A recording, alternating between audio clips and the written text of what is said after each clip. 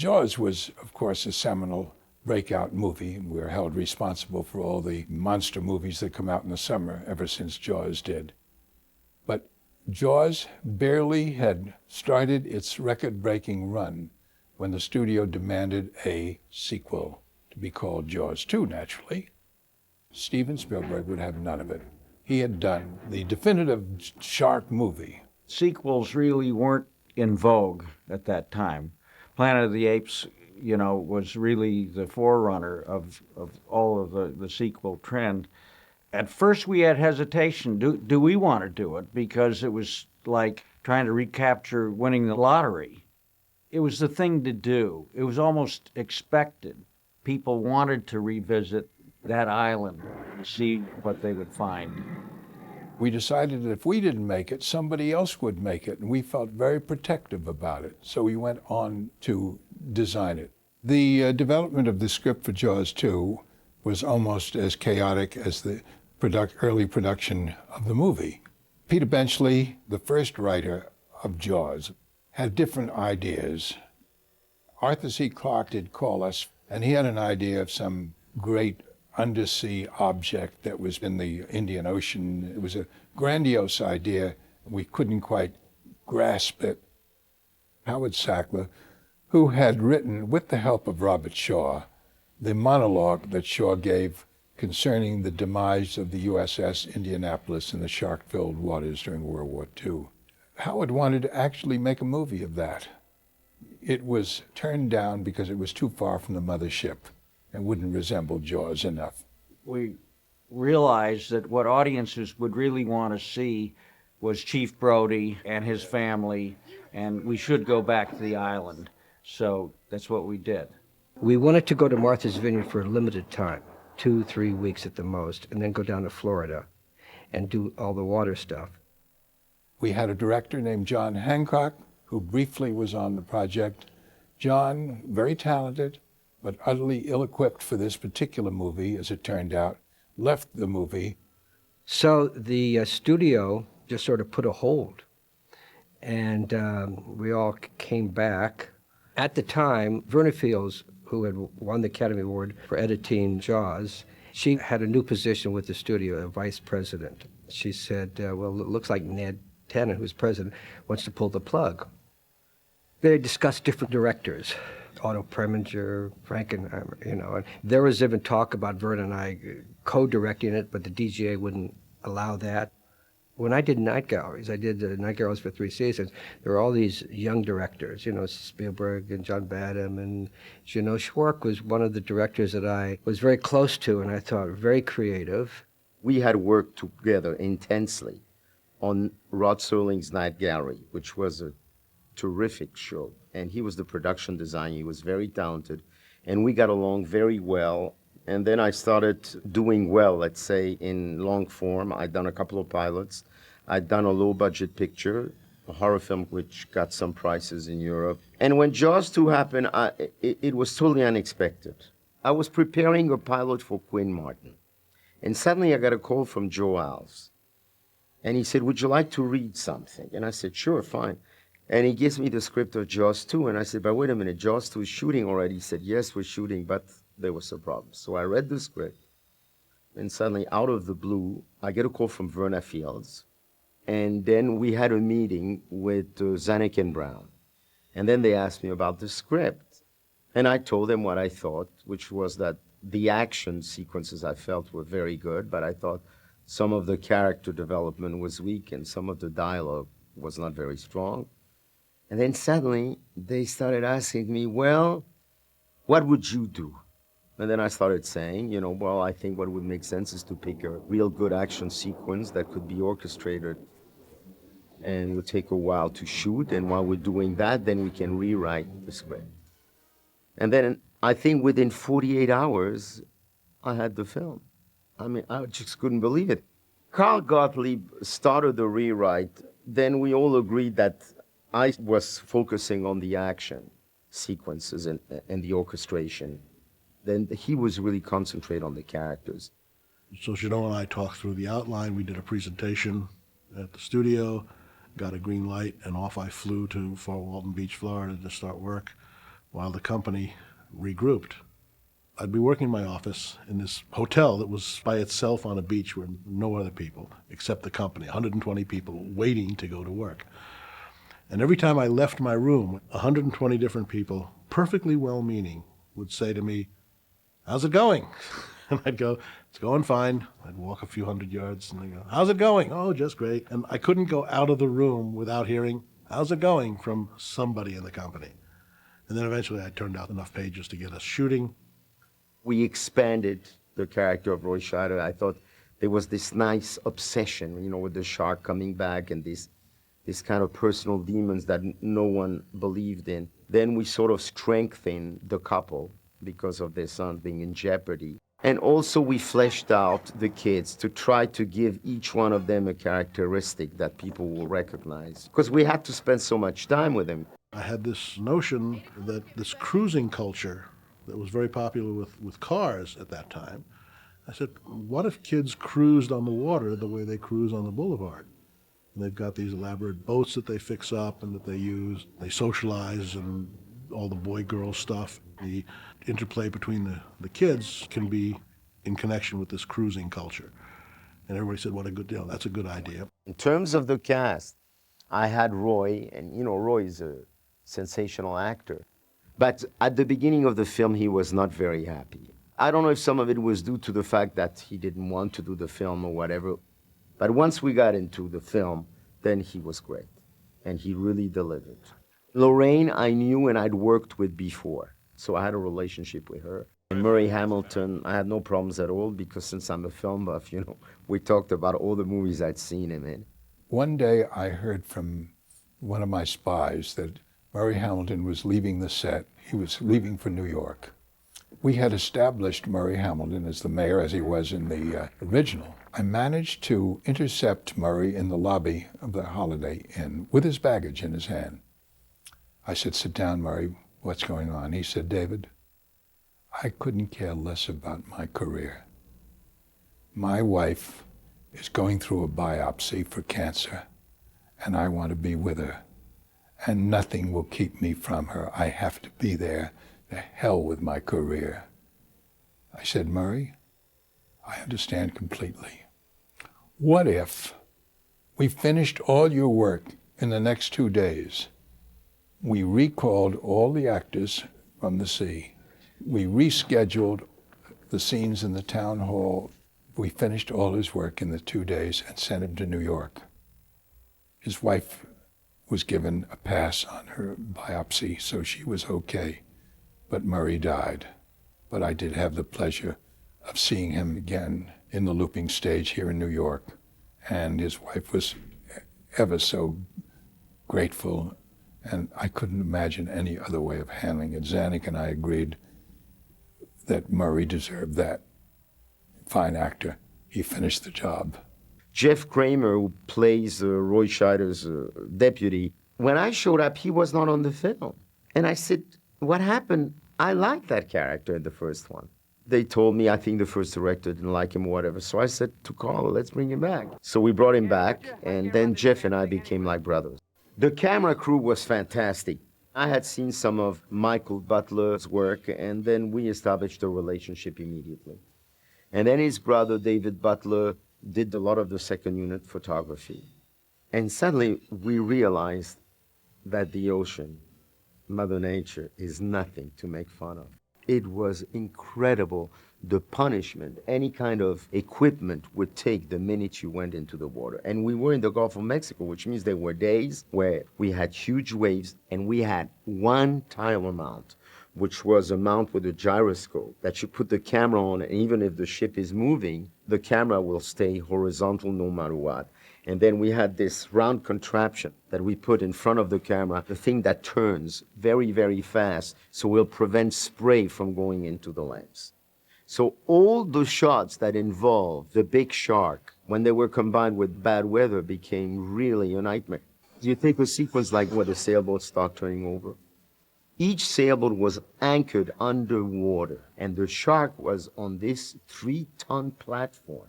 So then we'd bring the shark and put that in the middle, and then you'd pray that the wind wouldn't change. Because if the wind changed, you had to start from scratch. I kept saying from the beginning, we must show the shark a lot.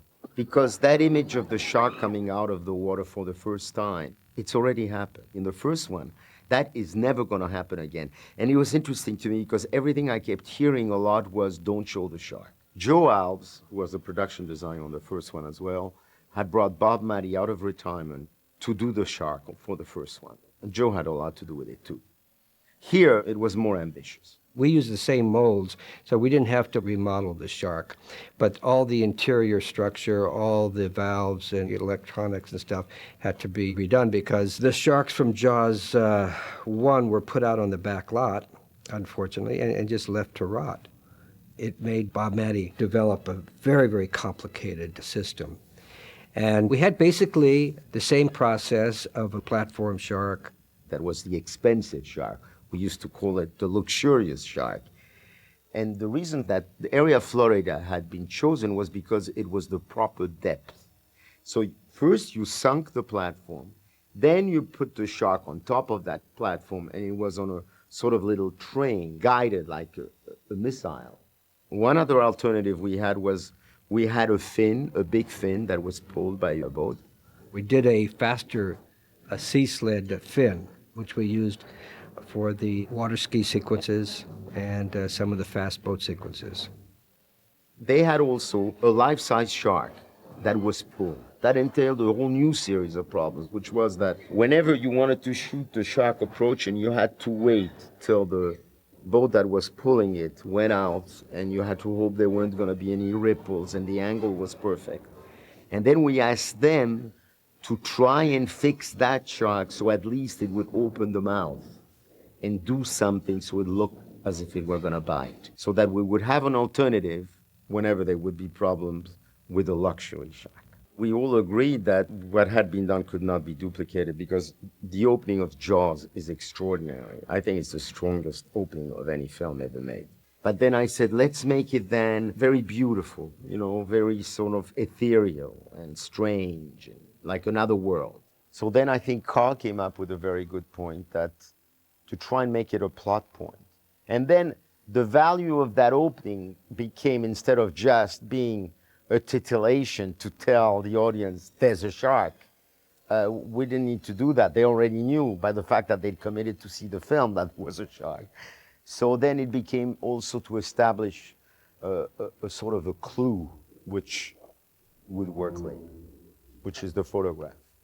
We had to be careful that there was good visibility. When the currents get too strong, you can't see anything, so you can't photograph. We had a champion water skier. She was really great. And we were doing water skiing out in the ocean, which gets really tricky because it gets very choppy. And at times she was like really skiing waves. We reached a point where we couldn't make it work. We had a grip, a head grip called Jeannot, old timer, one of those guys, you know, who's done everything and started in the old days and knew it all. And we're sitting at a bar one night, and he said, "You really keen on this?" I said, "Oh boy, I'm really keen on this." I said, "Come on, do it. Can you do it for me?" He said, "This is what I want." So he wanted a warehouse. He wanted like 3 or 4 guys, and he wanted no questions, and he wanted 2 weeks. So we gave it to him. We split him from the main unit. He came up with a thing that worked. What he did was this. He licked the inertia by not starting on the water. He took a catamaran and he stripped it, and on top of it, he put a small stage crane. And at the end of the stage crane, he put a helicopter bubble.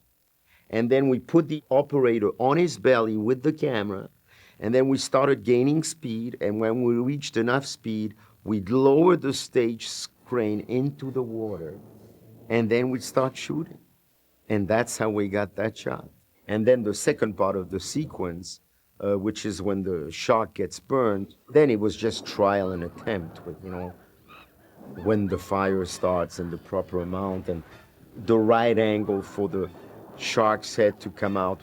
A lot of the wide shots were done by second unit.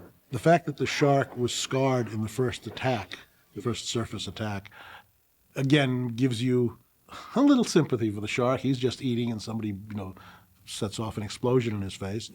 And it gives the shark a more characteristically villainous expression, you know, Scarface the shark.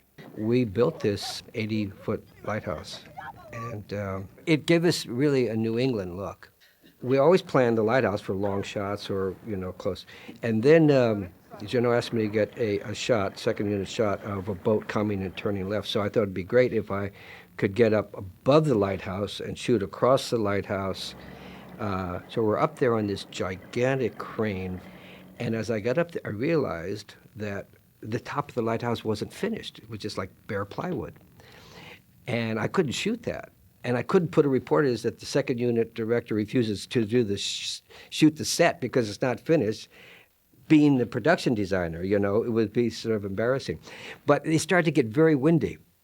And second unit cameraman David Butler, I said, it's pretty windy up here. He says, yeah, I don't know if it's such a good day to shoot this. I says, good, let's wrap it. We'll do it some other time. So then I called my art director. I says, finish that lighthouse, And we came back and shot it another day. I think we did really excellent killer whale. We made a clay model and we made a mold. And we had some really funny situations because we wanted seagulls eating the open wound. And we got this animal trainer, and he just had the hardest time trying to keep the seagulls on the whale. He had them tied with monofilament line, and they would start to try to fly up, and it was quite humorous. The studio was getting dailies before we were. The word was there was something wrong with the whale. They thought it was too shiny, but we didn't see what they meant. Killer whales have very shiny skin. We were just trying to reproduce it the way Shamu looks.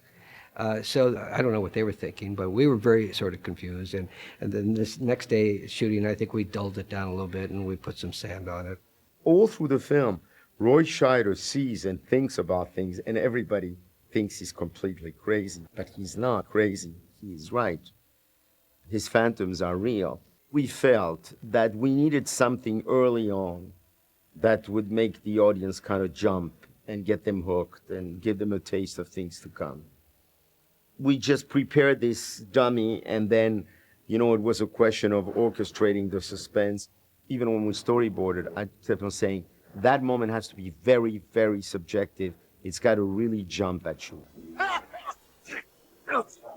And eventually, we had to put people underwater who were literally pushing it, so you get this. The boats were selected with John Hancock, and they had a much different tone. They were painted darker, not as joyful, because the whole tone of the movie was darker. When we started the movie the second time, we sort of brightened up the colors. We get Eddie on location. He was cast here in L.A. They take him out there and he can't swim. He can't swim at all. May have added to the sequence that he was afraid of the water because he was supposed to be afraid of the shark. I felt very early on that we shouldn't see the shark. We just didn't know exactly how to do it. And at one point, the idea came, why don't we just have him being pushed? So they rigged some kind of harness, and they drug him with a rope. The idea that Eddie would get a death grip on the boat and be holding on so hard that when the shark pulled him away, he pulled a piece of the boat with him. That splintering of the wood told us, how desperate his grip was, how strong the shark was, and it's a great horror film moment to see, a human being breaking wood just because they can't let go. From the beginning, I had this thing about being on the shark behind the thing. And so we had a special frame made for the camera, and the frame went on the shark. Well, it didn't work.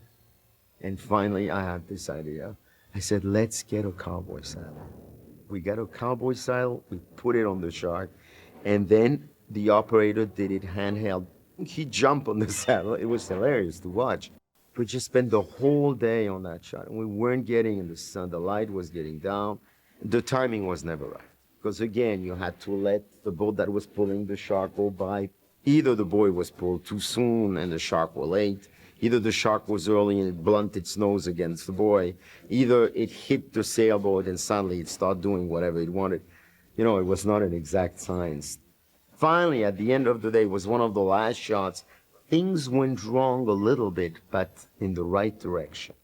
What happened is the pilot boat made a wider curve, and suddenly the shark was much more parallel, and we had this incredible approach.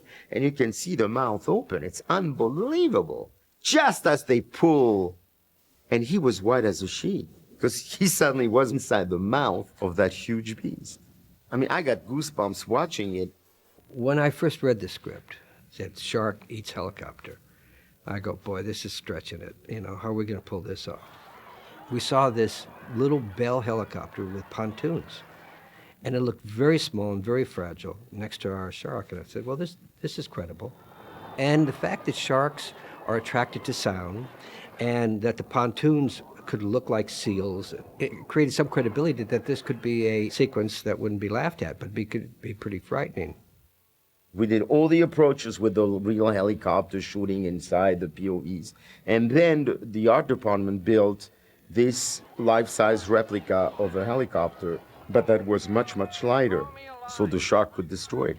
The first day, they started the blades, and it sort of started shaking, and it flipped over and wrecked the whole shot. The next day, we come out, and the shark comes, and it miscues, and it gets locked onto the camera boat, and so we had to wrap. The fourth day, we finally got the shot where the shark grabs the pontoons and turns it over. When I was an actor in the movie of MASH, we actually had a helicopter that, lost power on a takeoff and went into the woods. So I've actually seen a helicopter crash close up. So I knew some of the things that you don't see in movie helicopter crashes, which are usually just spectacular fiery explosions. The disintegration of the tail rotor and the main rotors was a spectacular moment. I mean, things go whizzing through the air at almost supersonic speeds. There's a famous painting called the Raft of the Medusa, which shows survivors on a raft struggling against the forces of the sea. And I think the intent was to get some of that into the movie. And Jeannot, who knows art history as well as anyone, I think, was familiar with that painting. The contribution to Jaws 2 was largely the result of Jeannot Szwarc's direction. He gave it a bit of sophistication, visual sophistication. We needed an island, and even if we could find an island, we couldn't shoot an island with the shark mechanism because the shark sat on a platform and it moved like that. So islands come off like this, so we couldn't get close to the island. But if it's on a barge, the shark could get real close to the island because it has no bottom. The island was like two huge barges. And I got to tell you, this was like a major, major build. It was incredible. I don't know, thousands and thousands of square feet of fiberglass rock, and we had this old aged structure on it. And we anchored it in this place. And of course, suddenly the Coast Guard's got a lot of calls about people who used to go fishing there all their lives and suddenly see this island that they never seen before. And then the weather got really, really bad. And one night I remember I was awakened by the Coast Guards. And the island had broken all its chains. The Coast Guard said, Jeannot, your island is on its way to Cuba right now. So they had to send other boats to go and bring the island back. I think it was the next morning after the island was on its way to Cuba, I suddenly got this call, and Joe and I rushed to where the platform shark was. The ocean was so bad that the platform was like this. It was on its side. And there were divers holding it with lines to prevent it from toppling over. And if it would have toppled over, it would have been the end of the luxurious shark. But eventually he got it back down. As in the case with Jaws, we still were able to master the shark swimming away. So we used some of Ron and Valerie Taylor's footage, similar to what we had used in Jaws. We were all in Navarre Beach. We'd been there from August 1st. We were there till December 22nd. I never thought I'd see a Christmas tree in the Holiday Inn where the crew was staying, or our young actors having to put ice cubes in their mouth to prevent their breath from showing because we were shooting a summer scene in December. It was crucial to finish that location before the holidays. Not only so we wouldn't be lynched, but also in order to finish the picture because we still had all of post-production underwater and things waiting. So finally someone came to the studio, the idea that we would work without a break. The crew asked me, I said, will you give us your word that no matter what, you will not shoot past December 22nd? So I gave my word. And then I told Zanuck, I said, look, we're going to be working straight, so there's got to be a party every Saturday night so we know it's Saturday night. and we worked 22 days without a break. We broke down the end of the shark in chunks. So we did the approach, getting the shark in position. Now, the whole blowing up had to be done separately. It was a special head that you put around the cable, it was tied, and then you blew up. And that was the last shot. It was the last shot of the last day before we were taking the charter plane the next day to leave the location.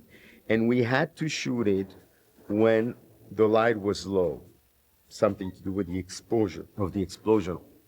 So we're trying, I had, I think, 6 cameras, and everybody, the whole crew is around. Michael Butler is looking at the horizon, says, you got 2 minutes left. And I said, okay, we go. And they put the wires, and we had a battery malfunction. And I really thought everybody was going to kill me. And then suddenly the assistant and I swim together, get the boat battery. So the special effects guy, he switched the battery very quickly. This was like a movie, The light is going down, the light is going down, and finally, It was essential that Jaws 2, as with Jaws, get at least a PG rating that would permit children to see it. Otherwise, we'd lose most of our audience. We had a body count that exceeded any movie we had ever made. We were acutely aware of the rating problem, and we did reduce it to some degree. Dick Zanuck and I were so infatuated with Jaws 2 that we had an idea for Jaws 3. Our idea for Jaws 3 was Jaws 3, people nothing. And it was going to be a send-up of Jaws 2 and Jaws. We were going to do a spoof because we thought that was the only way to pull it off, to do it as a spoof, but not to do it as a scare movie anymore. The attitude at Universal was, you're fouling your nest. You can't do this. We should have fouled the nest. It would have been golden, maybe even platinum. I think that Jaws 2 did about 1/3 or maybe 40% of the original, which was gargantuan, which suggested to the motion picture industry that if monster movies could give birth to sequels that did 40% of the original, that was a good business because there wasn't as much risk. But the sequel business is very tricky. It's become almost a cliche. But Jaws 2 was obligatory. In many ways, it was tougher to do the second one than the first because we were competing with the first, and it was a tough act to follow.